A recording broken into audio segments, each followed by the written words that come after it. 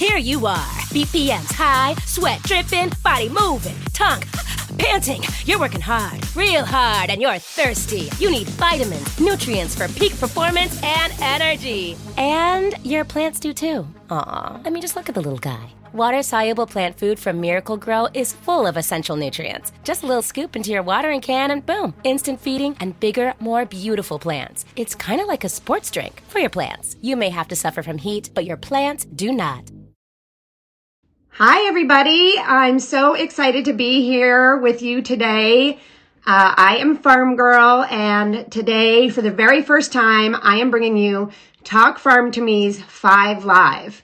And this is where we get to ask 5 questions of an awesome farmer.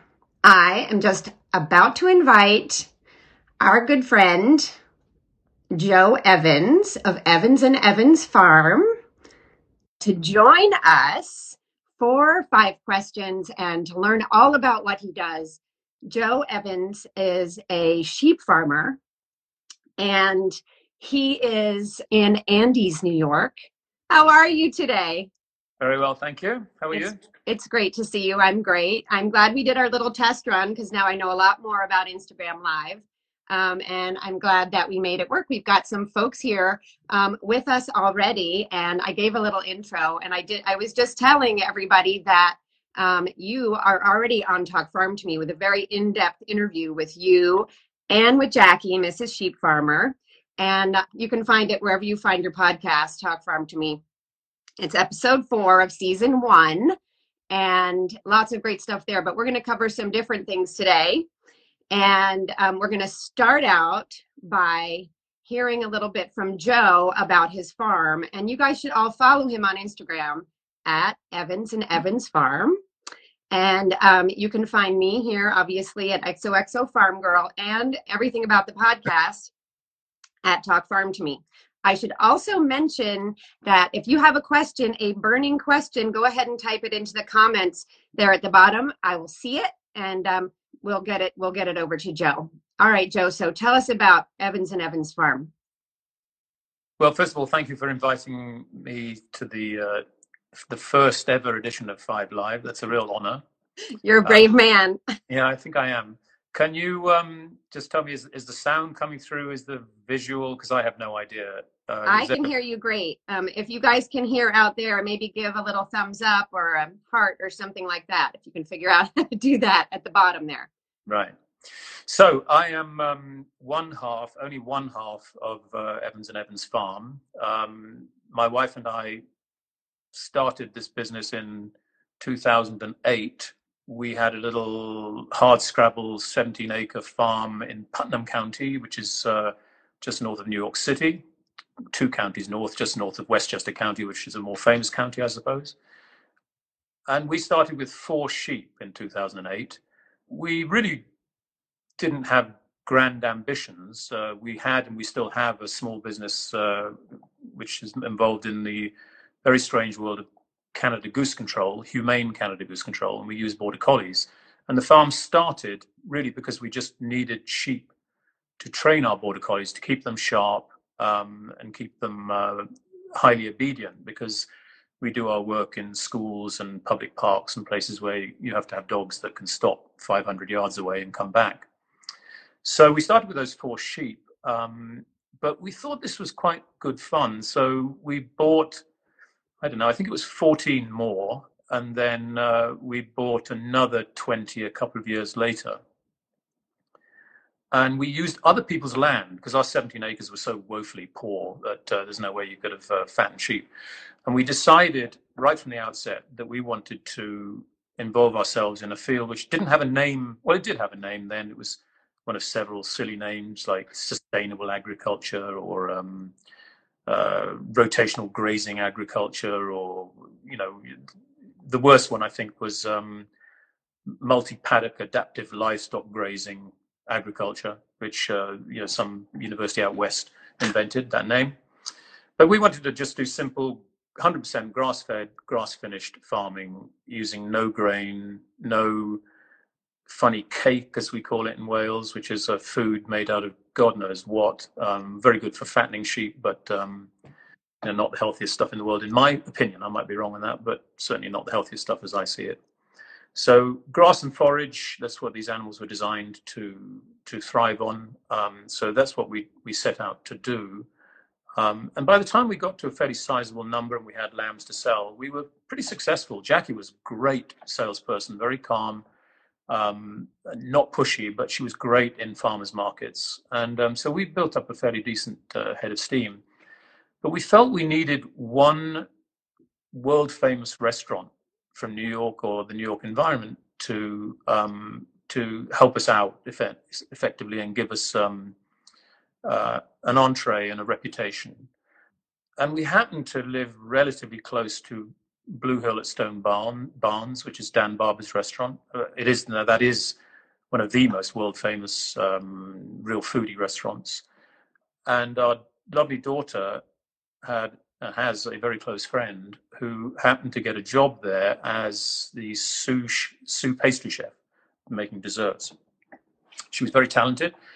She got us an entree. Hold on.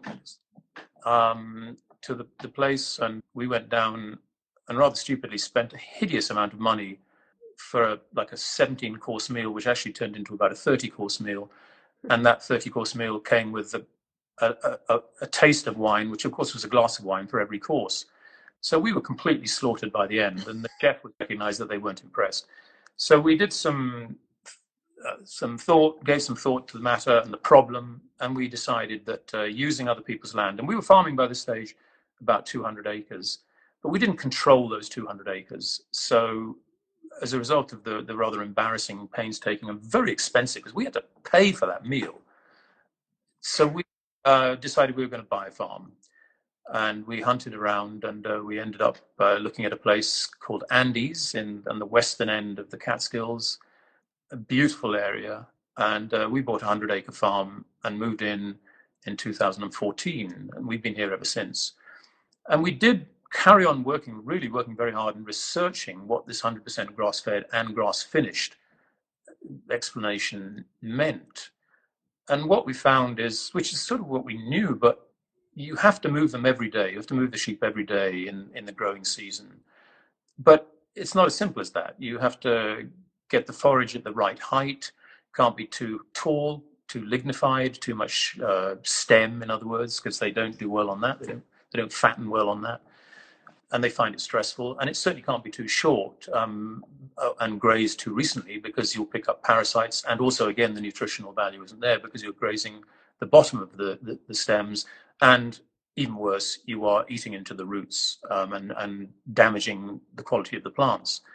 So, but in amongst all this experimentation, we got a call from this gentleman that we didn't know, called Andrew Tarlow from Brooklyn, who has 5 restaurants and a really wonderful old-fashioned butcher shop called Marlowe and Daughters. And the restaurants are Marlowe and Sons, Romans, Achilles Heel, and Diner. Oh, I've been to those restaurants in Brooklyn. They're fantastic. Right, and he was sort of a pioneer in the local food and quality food, sustainably raised in that movement. That was in 2015, and he committed to buy, without so much as a piece of paper or anything else, he committed to buy 4 animals every 2 weeks and throughout the year. And we have been shipping down that amount and more. So we're now sending down around anywhere between 120 and 140 animals. Then he buys them whole.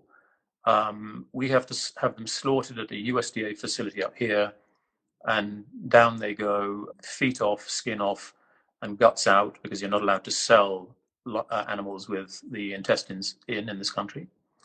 We're getting real here. We are. Sorry about that, but that is farm talk, I suppose. No, that's great. I think you've already answered one of the questions that's come across from some of our viewers about how you sell your animals. So it's whole animal butchery, and then Andrew Tarlow and his group, they're all using, every single part of the animal that they can. Exactly. And then we also found that a few restaurants up here were buying the same way, and chefs that had migrated from the city with tiny little knives were butchering, cutting up our whole animals. So it's created a viable market, and to the extent where we now have, we own the 100 acres, but we rent and borrow in total about 300 acres, of all within the little valley in which we live. That's fantastic. Now, I mean, you confessed to another career of humanely removing geese from parks and fields, etc. But you also have quite a long career, and so does your wife. From would I think consider you guys kind of city slickers, real urban dwellers who were working in big office buildings. And I'm wondering, with everyone who's listening here, I know they're not all farmers, and there are a bunch of city slickers out there who are thinking about how that rat race is going for them. And I'm wondering if you have any advice for folks out there, since you were a city slicker and now you're a real farmer doing farmer talk here with us. Well, city slickers have to do what city slickers do best, which is to consult Uncle Google and just Google the heck out of whatever it is you want to do. How to raise a sheep? How to raise sheep if you want to raise sheep. And I would say that sheep is an interesting market, because in 1943, there were 40 million sheep in this country, and now we're down to around between 5 and 6 million. Why is that? Because it was essentially a wool business, and wool became very unfashionable once those awful man-made fibers came into being. And if you want plastic shirts, that got rid of the lovely wool shirts, and to a lesser extent cotton and linen. Yeah, there's an impact to every single thing that we do, and every single choice. I mean, you just don't realize, if you're not thinking about sheep all the time, what the impact is to the farming industry. Right. And also the other big factor was in World War II, the GIs, all the overseas forces, particularly in the Pacific Theater, were fed a non-stop diet of what do they call those military meals, ready-made meals type thing, the sort of original processed food almost. And it was supposed to be lamb, but it was rancid mutton from Australia, because of course they didn't have very good refrigeration. Most of those GIs came back to their families and just said, never again, I will never eat lamb in my life again. And even that prejudice, a quite understandable prejudice, moved on to the generation below them. So is it below or above? So there was that prejudice against lamb, but this generation now of foodies really do love lamb. So there is a captive market and a vibrant market there. You just have to learn how to raise sheep. So in answer to your question, I get mentors, and I don't have a single live mentor, but I have this person, Nicolette Hahn-Nyman, who wrote this incredible book, Defending Beef. She's a vegetarian environmental lawyer, but she is married a rancher, and really gets to understand and gets readers to understand what benefits responsible grazing and well-managed grazing can bring to the soil, to plants, and to the environment. Great. I will include the names of these books in the notes after our interview here. Fred Provenza is another genius in this field. He's written a book on how to move sheep, how sheep are moved through the Alps, and how they take multiple types of forages to their benefit. And the latest, a really important book, which I think this will help explain to people, The Sacred Cow by Diana Rogers and Rob Wolf. Rob Wolf is a New York Times journalist, and Diana Wolf is a registered dietitian, and that book is just dynamite. So thank you for those recommendations. I think that if you guys are out there and you're thinking about being a farmer, that is definitely a place to start. I think you've already garnered some interest from our followers here about whether they can buy direct from your farm or not. They can. We actually do slaughter animals again at a USDA facility for ourselves. We have them put into cuts, which are the most popular cuts, and we keep them on a freezer. So in a freezer, well, several freezers here actually. So you just need to go to our website or our Instagram account and call us up. It's sort of like by appointment only. We're in such a remote area. It's not as if we could have a farm open all the time. a farm store, I should say. Okay, so Evans and Evans Farm, you want to make sure you follow them, and you can reach out to them on DM. On the bookends of your experience as a farmer, I'm curious to understand, sort of what's the best part of farming and what's the worst. Help me out with those bookends. The best part is most definitely, and the type of farming we do is cool summer days, lovely autumn days where the grass is 12 inches high in the paddock you're going into and 4 inches high in the paddock they're coming out of. And you move them and you just look at their full rumens and they're chewing the cud and they are happy, content animals. That is bliss to a 100% grass-fed and finished farmer. The downside of farming is, there's one of these cliched phrases which livestock farmers have, but it has too large an element of truth, which is where there's livestock, there's dead stock. Dealing with death, we had our first animal killed by a coyote today. Oh no! Because sorry, somebody in a field which we haven't used because it's at the top end of the farm and we've had deep snow for quite a while. Somebody opened a gate, left it open, and we found the tracks. We took the track this morning from where the animal had been killed and hasn't finished eating it by any stretch of the imagination because we disturbed that. So that's the hard side. That's the hard part of it, is dealing with that. That is sad. Gosh. And it's always shocking too, right? When you can trace kind of what happened and to see if it was preventable or not. But there is wildlife out there, and I'm sure they're keeping an eye on you. They certainly are. I'm sorry, that's down to 10% now. So Jackie is going to have to bring this in. So unless you've got, I don't know, hold on. I have to fiddle around with it. No problem. Everybody out there, if you're following right now, start thinking about your questions. We've got a few other questions here to get through. And again, you can make sure that you're keeping in touch with Joe through his Instagram account. He's got a great accent, and that doesn't come through on over Instagram, but for sure he's very witty, and I enjoy the heck out of following what he and Mrs. Sheep Farmer are doing. So that's your commercial break. All right, so gosh, wow, best and worst, that's a lot.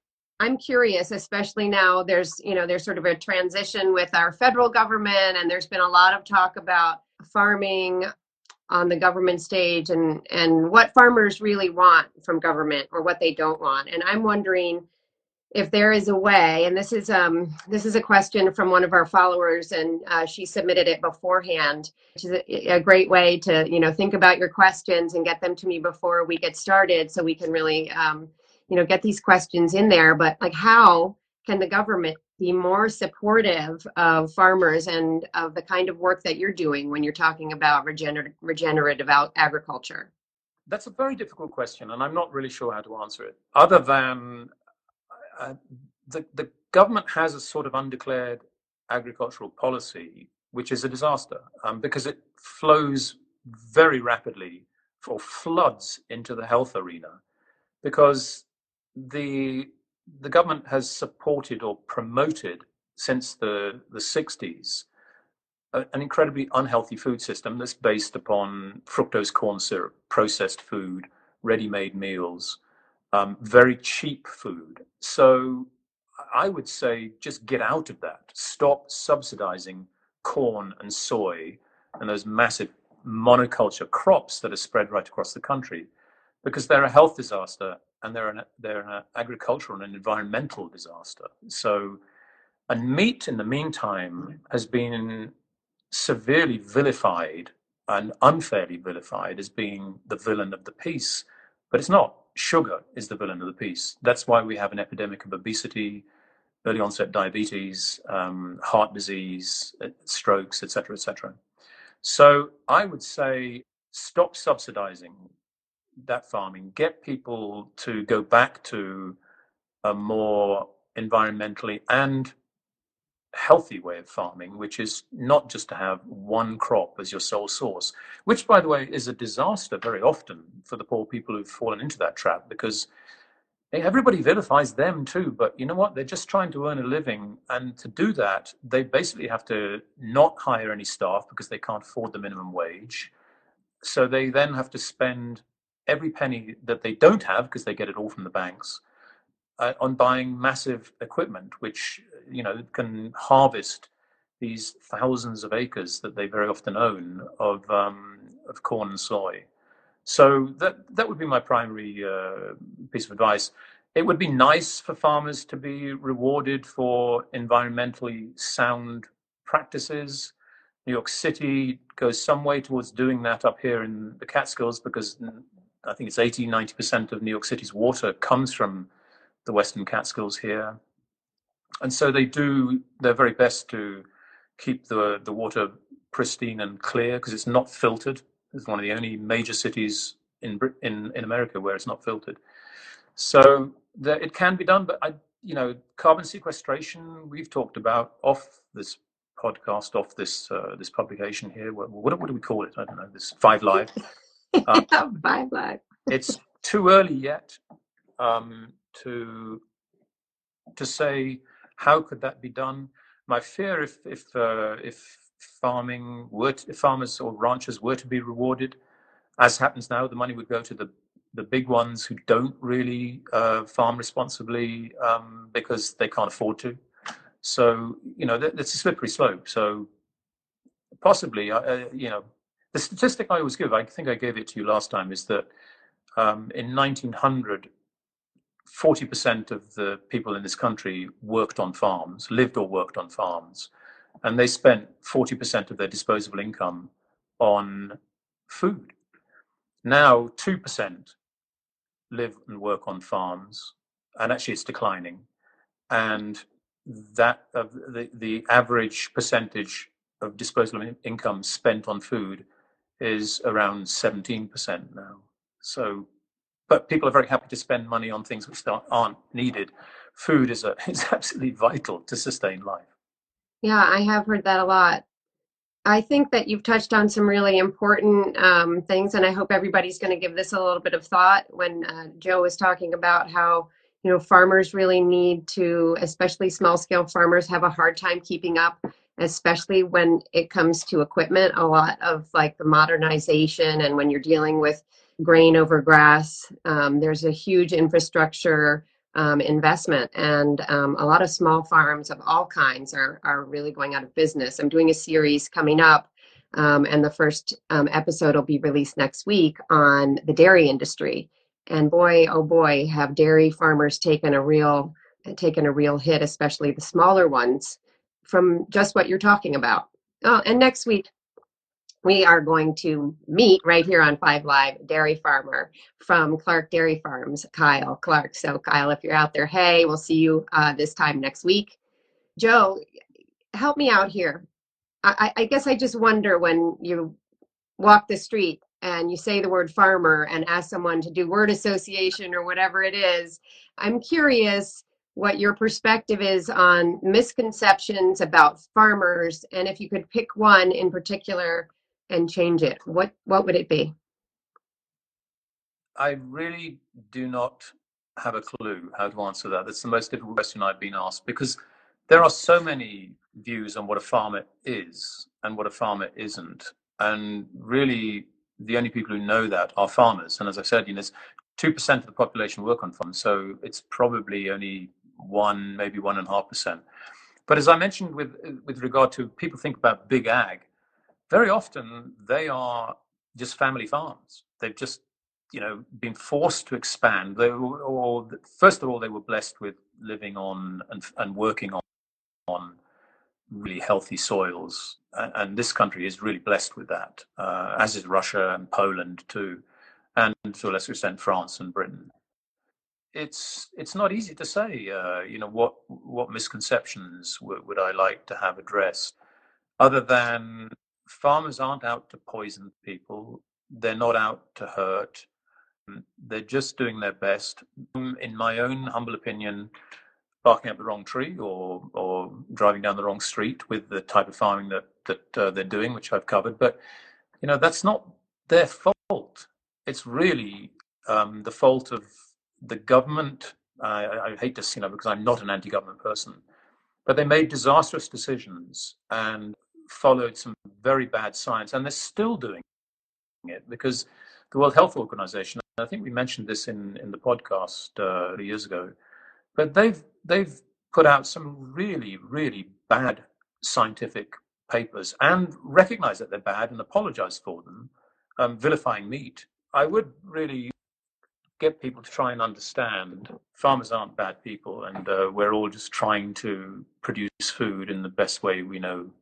One of the things that you told me in our last interview was, I'm going to read a quote from of what you said. You said, very, very few people, probably no more than 2 to 3%, really understand the difference between sheep or cattle that are grazed rotationally, which you've talked about today, and don't need grain and don't need corn, which you've also talked about, that do benefit the soil tremendously through depositing manure, etc. And one of the things that I think this is a pretty big question, and I think it's something that people hear about, regenerative agriculture and carbon sequestration, and what the heck is that? Where is the carbon? Where are you sequestering it? And just enlighten us on this big issue and your contribution. So carbon can be sequestered in many forms. Much of it obviously was sequestered eons ago. Dinosaurs were wandering around, huge forests got buried under permafrost. I think the carbon that is CO2 being absorbed from the air, from the atmosphere, by the process of photosynthesis. So that means, in simple terms, that plants, grasses, forbs, legumes, which is a fancy word for vegetables, and trees, they pluck that CO2 from the air and they take it down into their roots and deposit carbon. Now, that's where the interesting stuff happens, and that's where there's just science on it yet. I mean, it's starting, but it's really sort of 10, 15 years old at best, and not enough is into it. But huge, vitally important slice of life down there in the soil underneath the plants, and they play an incredibly important part in storing carbon. If you plow those fields, the carbon is released. So we don't plow, we just graze, and the act of grazing the way that we graze, we are told, is tremendously beneficial because it increases the plant density. It increases the number of plants and therefore increases the microbial activity under the soil, which has a very positive effect. And because we don't disturb that soil, the carbon stays there. So the argument that some people are making is that we should be rewarded for that, farmers who do that. But I shudder to think how the government would even begin to that. I mean, you can measure carbon. The science is so new that even the people doing it say it's too hard to do yet. Hopefully we'll be able to dive into that a little bit maybe in some future deep dive episodes, because it's really fascinating. And I mean, I think there have been a lot of really great comments coming through with a lot of thumbs up, and farmers are the hardest workers out there. I know for sure that you and Jackie work super, super hard at your farm, and super impressive with your, how many sheep? 357 sheep as of today. We lost one, and so such a bummer. But you're also a grass farmer. You're sequestering carbon. You've got cattle and chickens laying some really incredible eggs out there on your farm, which is a beautiful place. I was scrolling through your Instagram yesterday. I did see some folks making some comments, maybe from Wales, and is that Welsh? Is that what they're writing to you in? They are writing to me. Well, I'm legally schizophrenic because I'm half English and half Welsh in Wales, and taught Welsh subjects from the age of 3.5 to 7, or 6.5 actually, in Welsh. So I still speak Welsh, but at the level of a 6-year-old. So it's really rather embarrassing when I go and have adult conversation. I was going to say nearly all my Welsh relatives were or are still sheep farmers, or I should say sheep, cattle, and a few chickens. And Also, it's in your blood, I guess. It is in my blood. And the English side, actually, they dropped out of polite society. They were far more when the Welsh side of my family, and that paid for me to go to an English school from the age of 7 onwards, or 2 English schools. I sound like an Englishman. And act like an Englishman, I suppose, but I am Welsh. And the Welsh side of my family lived on actually, one my cousin still lives there. A wonderful but very, very hard farm and living on called Cwmcinwal in Carmarthenshire. And my grandfather and grandmother on that farm had 6 kids, but this is a bit personal, but it really does tell the story of farming, and it's still a story which needs to be absorbed today, is that my grandfather was not a very good farmer, and he also drank way too much and had psychological problems, and he basically lost the farm to the bank, couldn't pay loans, and he inherited the farm, so I don't know why he had bank money. And he died at a young age of, well, people don't talk about what he died of, but he died at a pretty young age. The amazing thing is that next door, my great uncle Joe Mawr, which is big Joe, was fat for those days and tall. Most Welsh people are very short. He farmed in a completely different way. For those people who are interested in, how to earn a living from farming, don't, whatever you do, in my opinion, get into the commodity based market. You don't control the price, you control the product. But it's, when you don't control the price and you don't control who you sell to, you don't really have a business, in my opinion. Obviously, a lot of people have succeeded and will continue to succeed. It's just, I don't think it's a viable option for people coming into the business. And they had milk in those days. They sold milk, but a tiny amount of it. They only had, each farm would have about 12 dairy cows and 100 sheep and a bunch of chickens. And my uncle, Joe Mawr from the farm next door, his sister married the guy who lost the farm. So he had a vested interest, and the two were joining. But he learned from a very early age, learned from his mother, who was called on the census. She's actually, her profession is listed as huckster, which is sort of like a dirty word for grubby salesperson, isn't it? Hucksterish person is not good. And then what her son, Uncle Joe Mawr, my great uncle, continued to do was to go buy eggs and chickens and butter off local farmers, and they produced their own as well. And he would get into his pony and trap, ride to the nearest village where they had a very sporadic train service. He would take the train armed with all of these eggs, butter, and chickens, and he would go down to the nearest major town, a place called Swansea, and he would sell those at a profit. Through doing that, he earned enough money to buy back the farm that his brother-in-law had bankrupted, and he put my first uncle, Uncle Will, at the age of 17, I think he was, on the farm. It became essentially, but it's like an indentured service. He saved that farm through selling, farm to market. There's got to be a moral there somewhere, hasn't there? I think so. Hucksters working hard.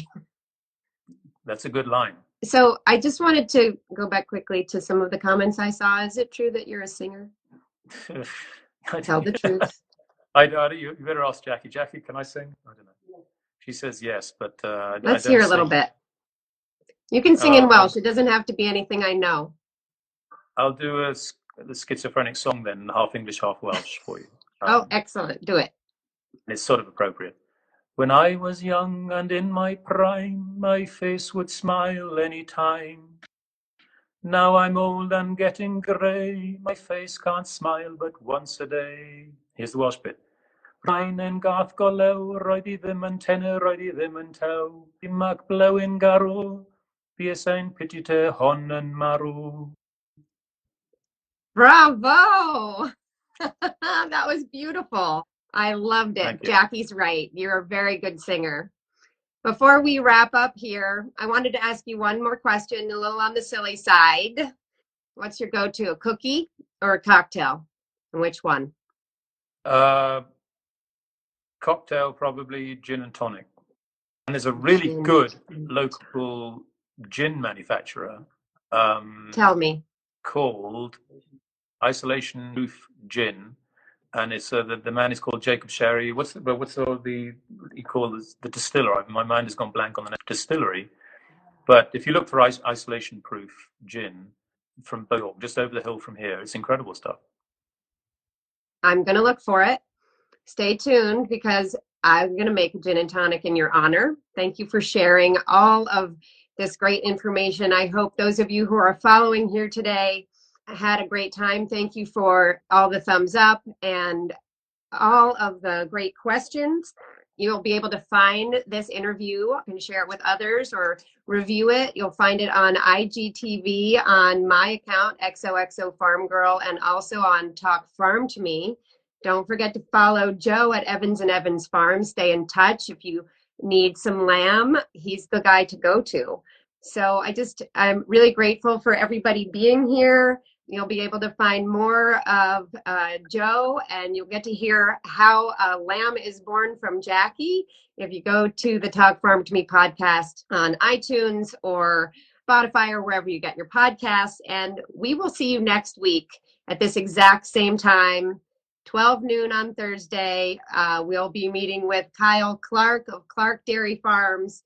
And I'm really excited about that. Joe, you were an amazing first guest, and I'm super grateful and really great to see you. Well, thank you very much for inviting me. It's been a lot of fun. Here you are, BPMs high, sweat dripping, body moving, tongue panting. You're working hard, real hard, and you're thirsty. You need vitamins, nutrients for peak performance and energy. And your plants do too. Aw, I mean, just look at the little guy. Water-soluble plant food from Miracle Grow is full of essential nutrients. Just a little scoop into your watering can and boom, instant feeding and bigger, more beautiful plants. It's kind of like a sports drink for your plants. You may have to suffer from heat, but your plants do not.